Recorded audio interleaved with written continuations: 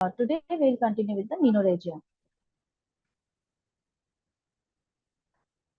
It is most common type of abnormal uterine bleeding characterized by heavy and prolonged menstrual bleeding. Disturb में जैसे हमने किया कि scanty पे गया, स्कैंटी में भी आपके टाइम इंटरवल्स बढ़ सकते हैं या क्वांटिटी उसकी कम हो सकती है, तो that is hypomenorrhoea and oligomenorrhoea respectively.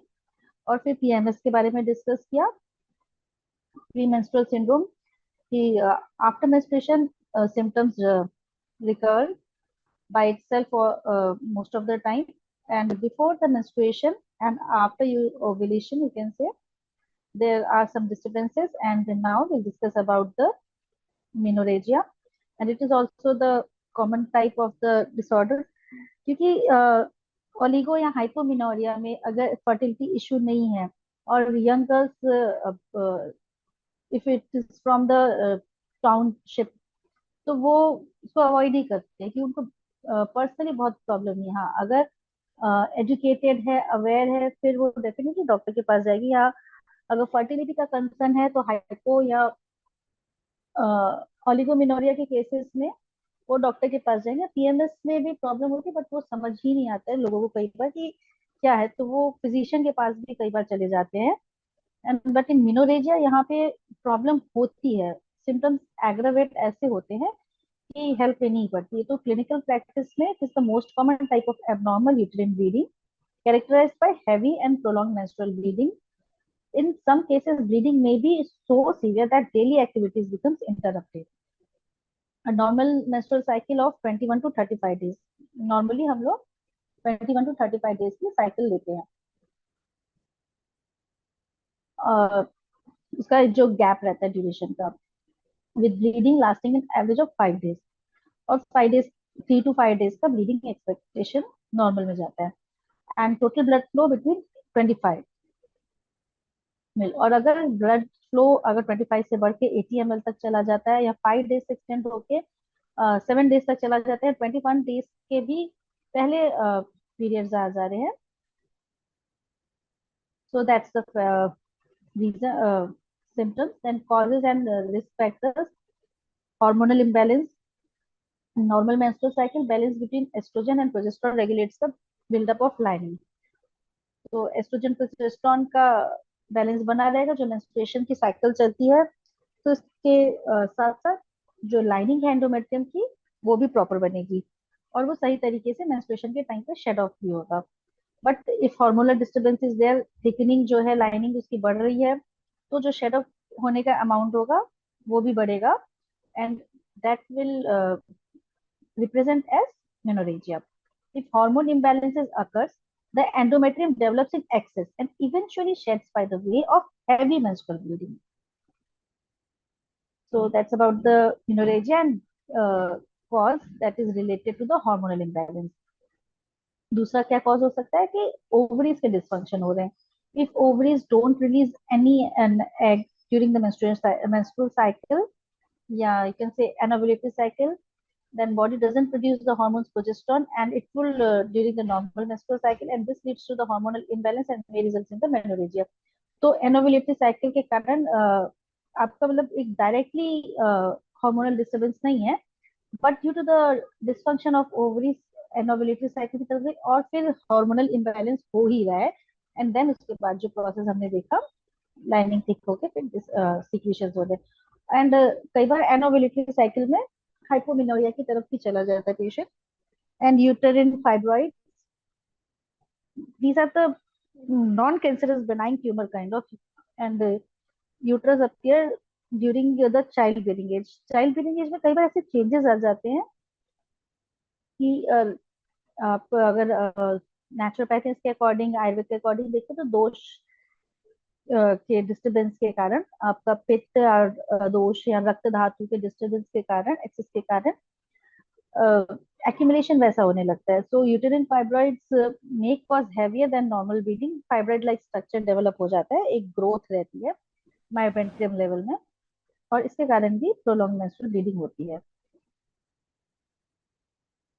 Polyps, these are the small benign growth on the lining of uterus, that is uterine polyps, and may cause heavy and prolonged menstrual bleeding. Polyps of uterus mostly commonly occur in the women of reproductive age and results in high hormonal levels. इसमें भी hormonal levels बढ़ जाते हैं. अ, अभी कई theories दी जा रही है कि हाई हार्मोनल लेवल के कारण पॉलिप्स हो रहे हैं, पॉलिप्स के कारण हाई हार्मोनल लेवल्स हो रहे हैं, बट इनके बीच में कोरिलेशन डेफिनेटली है. और that is also growth like structure uterus में होता है और उसके कारण हैवी ब्लीडिंग रहती है, क्योंकि वो खुद ही उसका मीन्स रिलेशन रहता है वैसा ग्रोथ, उसकी ग्रोथ के कारण कि excess amount of blood flow वहां से होते हुए एक्यूमुलेट होते हुए एक ग्रोथ स्ट्रक्चर हो जाती है. And adenomyosis, this condition occurs when glands from the endometrium become embedded in the uterine muscle and often cause heavy bleeding and painful menstruation. तो इसमें पेन तो नहीं रहता, मतलब पेन तो एक्सेस में रहता है, हैवी ब्लीडिंग भी रहती है, और ग्लैंडुलर स्ट्रक्चर जो होता है वो एंडोमेट्रियल लाइनिंग होती है उसमें ही एम्बेडेड होते हुए ये मसल क्रैम्पिंग होते हुए इसको में पेन इस कारण होता है और हैवी ब्लीडिंग भी होती है. एंड मोस्टली कहीं ना कहीं हर जगह आप देखेंगे हार्मोनल इम्बैलेंस ही है, तो different dose and kind of hormones देख के ही उसको कंट्रोल किया जाता है इन एलोपैथ सिस्टम. और अगर आप अपने पैथी के थ्रू देखेंगे नेचुरोपैथ या आयुर्वेद से, तो नेचुरल मीन से मीन्स कि आपके किस kind of diet and lifestyle के कारण हो रहा है उन चीजों को कंट्रोल करते हुए और फिर सपोर्टिव मेडिसिन जो भी आपको सही लगती है उनको देते हुए आगे ट्रीट करना होगा. आईयूडीज ये तो एक्सटर्नल फैक्टर है, और आईयूडीज में कुछ आईयूडीज जो हार्मोनल होती है वो तो मिनोरेजिया को करेक्ट करने के लिए दी जाती है, बट जो नॉन हार्मोनल आईयूडीज है लाइक कॉपर टी, तो उसके कारण भी कई बार मिनोरेजिया की प्रॉब्लम होती है. When an IUD is the cause of excessive menstrual bleeding it is need to be removed. Pregnancy के कॉम्प्लिकेशंस में भी हो सकता है. A single heavy late period may be due to the miscarriage, internal miscarriage हो चुका है. ये हम लोगों ने लास्ट क्लास में डिस्कस किया था, इससे मैं थोड़ा फास्ट लेके चली हूँ. तो मिसकैरेज के बाद मिस वो प्रेगनेंसी की प्रिपरेशंस हुई, वो प्रेगनेंसी कंटिन्यू हुई, मतलब कि फर्टिलाइजेशन तो हुआ, फर्टिलाइजेशन के बाद वो एम्ब्रियो स्टेज जितना भी गया तो वो जितनी भी प्रिपरेशन हुई तो वो नॉर्मल से ज्यादा अमाउंट लेके ही ब्लीडिंग लाएगा. Single heavy late period may be due to a miscarriage. If bleeding occurs at the usual time of menstruation, however, miscarriage is unlikely to be caused. An ectopic pregnancy, implantation of fertilized egg within the fallopian tube instead of the uterus may cause menorrhagia. ये normal pregnancy के अलावा ectopic pregnancy में इसके काफी कारण हो जाते हैं. तो कोई भी मेनोरेजिया का पेशेंट अगर आता है तो हमें सीधे हार्मोन देके ट्रीट नहीं करना है, अंडरलाइन कॉज उसका फाइंड आउट करना है पहले तो. And cancer it is the rare cause but it is uterine cancer, ovarian cancer or the cervical cancer that can cause excessive menstrual bleeding. Cancer में ब्लीडिंग के साथ और भी आपको सिस्टमिक सिम्टम्स भी आएंगे, एक पंजेंसी, excessive tissue की smell and other things are also there. तो hormonal cause rule out कर देंगे and if no cause is there then you may suspect for that. और उसके लिए फिर अलग investigations भी होते हैं, like pap smear test लेके और different tests are CA-125, different tests are there. And inherited bleeding disorders कि ये generation wise चल रहा है, genetic है. लाइक हमने डिस्कस किया था कि वॉन विल्बर्डन डिजीज, ये लिवर की कंडीशन होती है, क्लॉटिंग फैक्टर की कमी के कारण एक्सेसिव ब्लीडिंग होती है. एंड मैनी मेडिकेशन का साइड इफेक्ट्स भी हो सकता है, certain drugs including anti inflammatory medications, anti coagulants that can contribute to heavy or prolong menstrual bleeding. And other medical conditions like PID में भी हो सकता है, थायराइड में भी, थायराइड में भी, हाइपरथायराइडिज्म में क्योंकि सारी एक्टिविटीज बढ़ जाती है, मेटाबॉलिज्म बढ़ जाता है उस कारण ब्लीडिंग भी बढ़ जाती है.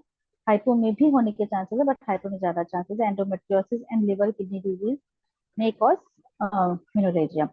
तो क्लिनिकल मैनिफेस्टेशन में क्या होता है कि सैनिटरी पैड्स के सोकिंग का से हम लोग कंपेयर करते हैं. सोकिंग टू वन और मोर सैनिटरी पैड्स और tampons every hour for several consecutive hours, ये हर घंटे या कुछ कुछ घंटों पे एक्सेसिव सोकिंग हो रही है. Need to use double sanitary protection to control the menstrual flow and need to wake up to change sanitary protection during night. Bleeding for longer than a week, passing blood clots with menstrual flow, more than 1 day, कि एक दिन तक तो blood clot we can ignore, मतलब not to ignore, but फिर भी एक बार को इग्नोर किया जा सकता है। बट एक दिन से ज्यादा अगर क्लॉट्स आते हैं, then it suspect towards menorrhagia. Restricting daily activities due to heavy menstrual flow के कारण वो पेशेंट डेली एक्टिविटीज भी अपनी अच्छे से नहीं कर सक रही है। And symptoms of anaemia such as tiredness, fatigue, shortness of breath, तो ये सिम्टम्स के साथ we can go for that menorrhagia, और उसके सिम्टम्स के साथ फिर उसका कॉज फाइंड आउट करके अकॉर्डिंगली ट्रीट करना है। डायग्नोस्टिक के लिए हमें क्या हेल्प लेनी है? सबसे पहले तो पेशेंट की हिस्ट्री लेनी है और फिजिकल एग्जामिन करना है कि एनीमिक तो न्यूरी पैलर क्या है, और एक्सेसिव ब्लड फ्लो के कारण उसका pulse rate, respiratory rate, physical examination करते हुए ब्लड टेस्ट पे आएंगे। सैंपल ऑफ द ब्लड इसके लिए आयरन डेफिशिएंसी के लिए, और other conditions like thyroid disorders, blood clotting and abnormalities. तो इसके लिए आप क्या करेंगे कि सीबीसी करा लेंगे, तो सीबीसी से आपको हीमोग्लोबिन लेवल भी पता चल जाएगा, एंड प्लेटलेट्स लेवल से एक आपको आइडिया लगेगा क्लॉटिंग के लिए। और बाकी सीटीबीटी भी आप उसमें इन्वॉल्व लिख देते हैं तो वो कर लेंगे आप जनरली। आपके यहाँ ब्लॉटिंग पेपर है तो आप खुद भी कर सकते हैं, आप लैब इन्वेस्टिगेशन में सीटीबीटी इंक्लूड कर लेंगे अगर आपको क्लॉटिंग का भी कहीं कुछ डाउट है। और थायराइड डिस्फंक्शन, अगर लिवर का भी डाउट है तो कंप्लीट एलएफटी नहीं तो एटलीस्ट बिलिरुबिन लेवल के साथ एसजीओटी, एसजीपीटी या रेशियो देखते हुए, या किडनी का कारण भी रहता है, तो आपको पूरा प्रोफाइल अगर है, पेशेंट अफोर्ड कर सकते हैं तो ठीक है, नहीं तो एटलीस्ट आप क्रिएटिनिन लेवल से ही या यूरिया लेवल से ही सेरम में एक इवेल्युएट कर सकते हैं। अगर उसमें कहीं डिस्टर्बेंस है तो फिर आप पूरा कंप्लीट एलएफटी या केएफटी कर, and if patient can afford then you can go for complete LFT KFT. तो ब्लड टेस्ट से पहले हम इवेल्युएट कर सकते हैं pap test. In this test cell from the cervix are collected and tested for infections, inflammation और changes that may be cancerous और may lead to the cancer. तो पैप टेस्ट से ये आपका दूसरे क्लासेस में डिस्कस हुआ हुआ या पैथोलॉजी रिलेटेड क्लासेस में डिस्कस हो जाएगा कि प्रोसीजर रहता है पैप टेस्ट का। तो उसमें सेल्स कलेक्ट करते हैं, ये जन नॉर्मल ओपीडी में भी कर सकते हैं, और स्क्रैपिंग करते हुए सेल्स कलेक्ट करते हैं, उसको फिर टेस्ट करते हैं, उसमें इन्फेक्शन, इन्फ्लामेशन या many of the time cancerous changes भी उसमें इवेल्युएट हो सकती है। और अगर पेप टेस्ट में कुछ ऐसा सस्पेक्शन लग रहा है तो फिर देन यू में go further for the endometrial biopsy. तो इसमें टिश्यू लेते हैं फिर ये डीएनसी लेवल पे इस जीए के अंडर में, क्योंकि अंदर से निकालना है tissue. So inside of your uterus to be examined by a pathologist, फिर इसको लैब में भेज के पैथोलॉजिस्ट उसके बायोप्सी रिपोर्ट्स अकॉर्डिंगली इन टिश्यूज की देते हैं। Now ultrasound scanning imaging method है, we all know, ultrasonic waves के थ्रू। और इसमें images uterus, ovaries and pelvis की जो बताती हैं, उसमें कुछ चेंजेस हैं लाइक फाइब्रॉइड्स, पॉलिप्स, ये सब चीजें, या ओवरीज में अगर कुछ है या एक्सेसिव ग्रोथ है कुछ, तो ये स्कैनिंग मेथड से भी इवैल्यूएट कर सकते हैं। And based on the results of initial test, doctor may recommend further test including. कि बेसिक टेस्ट तो ये है कि हमें ब्लड टेस्ट लेते हुए सबसे पहले तो ब्लड टेस्ट से एक आइडिया हिस्ट्री कलेक्शन करना है, हिस्ट्री के बाद उसके जनरल एग्जामिनेशन करते हुए की जो फाइंडिंग्स है। अब टेस्ट रिपोर्ट्स तुरंत नहीं आती, तो आपको सिम्टोमेटिक ट्रीटमेंट तो उनको देना ही है, and after that you can go for the अगर आप सस्पेक्ट कर रहे हैं कि कुछ एनाटॉमिकल डिफेक्ट या कुछ ग्रोथ लाइक स्ट्रक्चर हो तो अल्ट्रासाउंड कराते हुए साथ में आपका ब्लड टेस्ट बेसिक जो है सीबीसी लेते हुए, जिसमें एनीमिक एनीमिया का लेवल्स पता चल जाएंगे। और सीटीबीटी भी इसमें आप करवा सकते हैं, थायराइड लेना जरूरी है क्योंकि मेटाबॉलिक आजकल की लाइफस्टाइल ऐसी है। तो हिस्ट्री से आप सस्पेक्ट कर सकते हैं कि क्या क्या टेस्ट इनको देने हैं। थायराइड टेस्ट कराते हुए और सीटीबीटी, एनसीबीसी, ये तो बेसिक है, साथ में एलएफटी केएफटी कंप्लीट नहीं तो उसके पार्ट से ही एक सस्पेक्शन हो जाएगा। उसके बाद आप फर्दर टेस्ट करा सकते हैं, अगर आपको इसमें से कोई कॉज रूल आउट होते हैं तो ठीक है, नहीं तो अगर आपको फ्रीक्वेंटली हो रहा है या कुछ ऐसा लग रहा है पैप टेस्ट की जरूरत है तो you can definitely go for that. उसके आगे फिर एंडोमेट्रियल बायोप्सी कराते हुए एंड पैरेलल में यूएसजी देख सकते हैं ब्लड टेस्ट के। और इसके बाद अगर और कॉम्प्लिकेशंस आ गई तो आप आगे के इन्वेस्टिगेशंस देख सकते हैं, like sonohistogram. During this test, a fluid is injected through a tube in the uterus by way of vagina and cervix. तो vagina cervix के थ्रू डाई डाला जाता है, and then doctor uses ultrasound to look the problems in the lining of the uterus. तो इसकी uterus lining देखने के लिए बेसिकली वो फ्लूइड इंजेक्ट किया जाता है. हिस्टोस्कोपी में this examination involves the inserting of tiny camera through vagina and cervix. Vagina cervix से थ्रू एक टाइनी कैमरा डाल के वो यूट्रस की इंटरनल इमेज लेते हैं. अब मैनेजमेंट कैसे करना है. अब हैवी ब्लीडिंग हो गई है, पेशेंट एनीमिक हो गई, तो आयरन सप्लीमेंट्स देने हैं. आयरन सप्लीमेंट्स आप उसको डाइट के थ्रू भी दे सकते हैं. के लेवल्स कितने हैं आप उसके जनरल एग्जामिनेशन से या ब्लड टेस्ट के थ्रू आप ये डिसाइड करेंगे. अगर विद इन लिमिट्स है और वो मेडिकेशंस के थ्रू नहीं, इस तरह से ही ठीक होने जाती है, तो यू कैन इंक्लूड मुनक्का, खजूर. इस कैसा पेशेंट कर सकते हैं, अभी वो कितना टॉलरेट कर सकती है, क्या ले सकती है. और सीवियर डिफिशियंसी में तो definitely you have to give external iron supplement, और बहुत ही ज्यादा है तो कई बार ब्लड ट्रांसफ्यूजन भी करना पड़ जाता है. So if you also have anemia, then doctor have to recommend iron supplements. Iron levels are low but not anemic. Then start on iron supplements rather than waiting till become anemic. Means anemic no जो constantly flow रहे, तो iron supplements can be given. या आप उसको अच्छे से counselling करके अगर आपको लगता है तो आयरन सप्लीमेंट्स दे सकते हैं. एनएसएआईड्स कुछ एंटी इंफ्लेमेटरी ड्रग्स है, क्योंकि इन्फ्लेमेशन और ये सब भी एग्रावेट करते हैं, तो एनएसएआईड्स. और अगर आप एनएसएआईड्स नहीं देना चाहते हैं, you want to go through the naturopathy और आयुर्वेद मेथड, तो उसके रिप्लेसमेंट में जो भी ड्रग्स हैं वो देंगे. एक तो like cold fermentation and externally वो सब होगा. और उसके डाइट में आप बोलेंगे कि बहुत ही ज्यादा जो पित्त बढ़ाते हैं उस तरह के आहार कम लेंगे. NSAIDs such as ibuprofen or naproxen helps to reduce menstrual blood loss and have the added benefits of relieving painful menstrual cramps. तो इससे क्रैम्प्स भी कम होते हैं. तो इसके लिए आप पित्त के आहार उनको कम लेने को कहेंगे.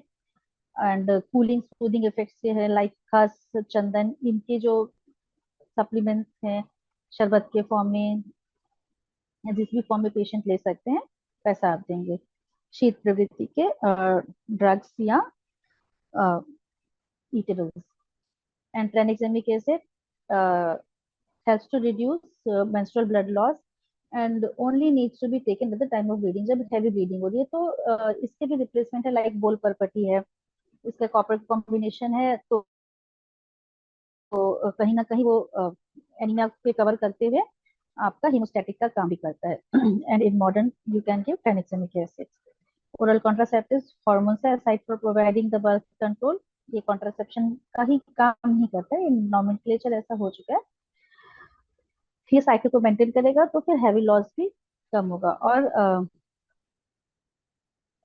हार्मोनल पिल्स तो देने ही हैं, और अगर नहीं देना चाहते हैं तो उसके रिप्लेसमेंट में लाइक आप डाइट के थ्रू सोया मिल्क या सोया प्रोडक्ट्स दे सकते हैं.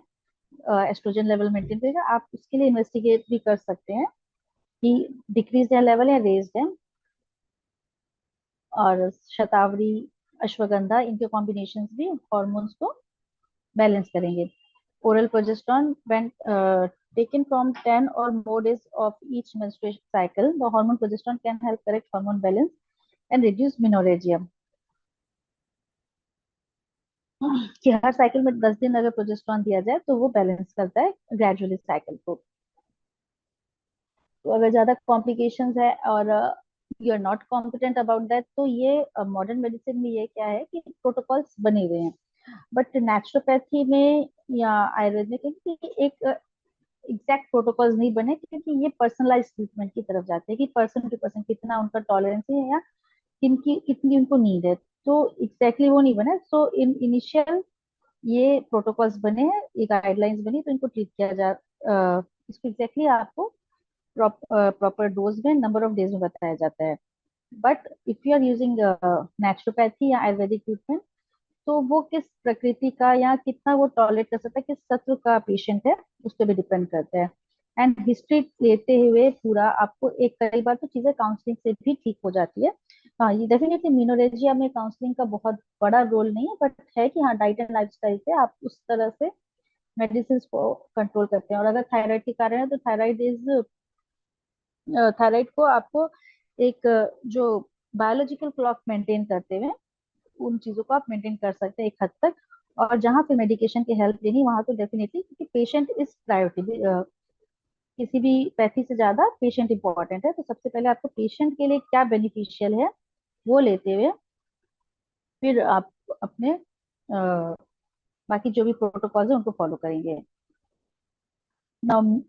आईयूडीज जो हार्मोन रिलीज करती है लाइक मिलेना, levonorgestrel adjusted रहता है। This intrauterine device releases a type of progestin called levonorgestrel, which makes the uterine lining thin and decreases menstrual blood flow and cramping. तो ये फ्रीक्वेंट टाइम इंटरवल पे levonorgestrel release होता रहता है और इसके कारण ब्लीडिंग कंट्रोल रहते हैं। नाउ डायलिटेशन एंड क्यूरेटेज, कि किसी भी मेथड से ठीक नहीं हो then go for the DNC. In this procedure you have to dilate that cervix, इसीलिए डायलिटेशन दिया जा रहा है। एंड देन स्क्रेपिंग, जो एक्स्ट्रा टिश्यूज लाइनिंग हो गई है तो उसको स्क्रेपिंग करते हुए उसको सक्शन आउट करना है, क्यूरेट करते हुए।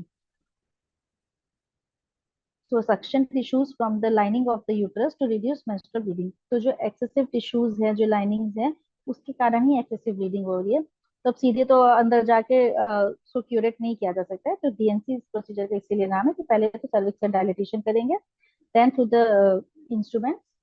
इसके लिए भी प्रॉपर प्रोसीजर होता है कि सबसे पहले तो यूटेरिन साउंड के थ्रू वो देखना है कि डेप्थ कितनी है।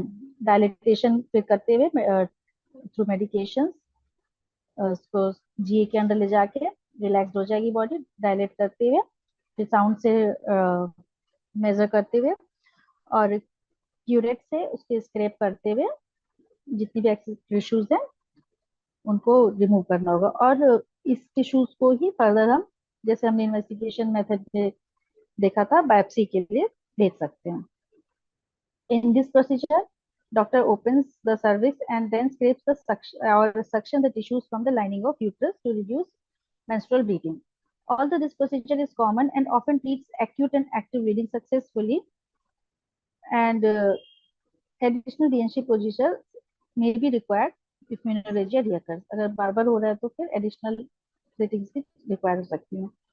और इसके साथ ही यूटेरिन आर्टरी एम्बोलाइजेशन भी कर सकते हैं कि जिनको मेनोरेजिया हो रहा है, फाइब्राइड्स है, तो the goal of this procedure is to shrink the fibroids in the uterus by blocking the uterine arteries and cutting off their blood supply. तो उस जगह से जो यूटेरिन आर्टरी है उसको ब्लॉक कर देते हैं और उसको कट ऑफ कर देते हैं कि वो रहेगा ही नहीं, तो उसके कारण फ्रीक्वेंटली ब्लीडिंग उस तरह से नहीं होती।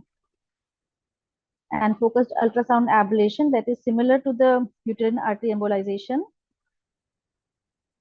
उसमें था कि आप जाके वहां पे उसको श्रिंक करके कट कर रहे थे और यहाँ पे रेस के थ्रू हो रहा है।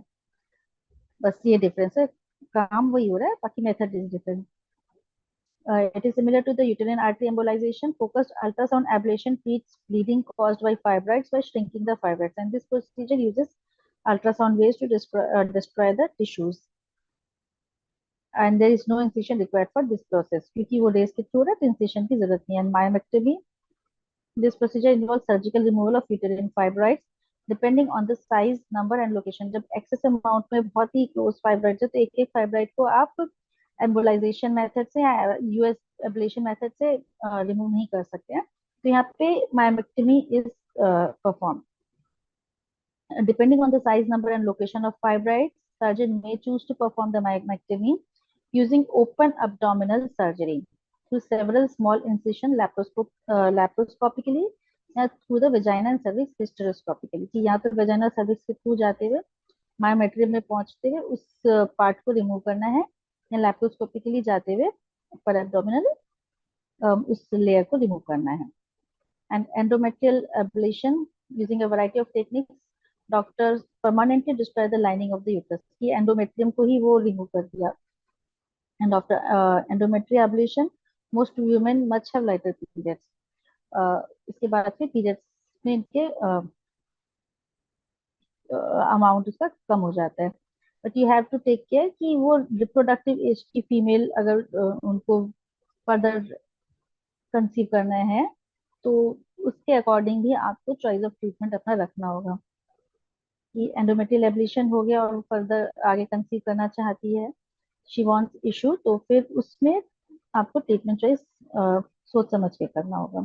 Endometrial resection, this surgical procedure uses an electrosurgical wire loop to remove the lining of uterus.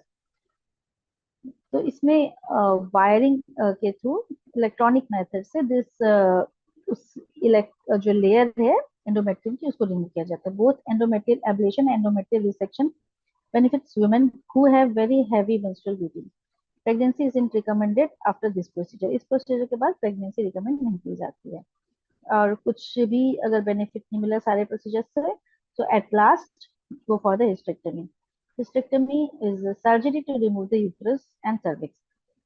It is permanent procedure that causes sterility and ends in the menstrual period. Uterus नहीं रहेगा तो obviously patient is not able to conceive, so you have to take care of that also. But definitely, as I said earlier, कि patient is priority. Suppose कि she is nulliparous या she wants issue further, but अगर उसकी uterus सारे methods के बाद सारे हर procedures के बाद भी मिनोरेजिया है, उसकी सिस्टमिक फिजिकल हेल्थ को वो कॉम्प्रोमाइज हो रहा है कहीं से भी, तो फिर लास्ट ऑप्शन यही बचता है। क्योंकि कंसीव तो तभी करेगा पेशेंट ना कि जब वो पेशेंट खुद जिंदा रहेगा। उसको इतने कॉम्प्लिकेशंस आ रहे हैं कि उसका सर्वाइवल ही डिफिकल्ट हो रहा है, देन इन नलीपेरस या infants issue then this procedure is perform. But अगर हाँ उसकी फैमिली कंप्लीट हो चुकी है, ऐसी कोई बात नहीं है, then it can be perform early. So hysterectomy is surgical removal of uterus and cervix. It is a permanent procedure that causes sterility and ends of the menstrual period also.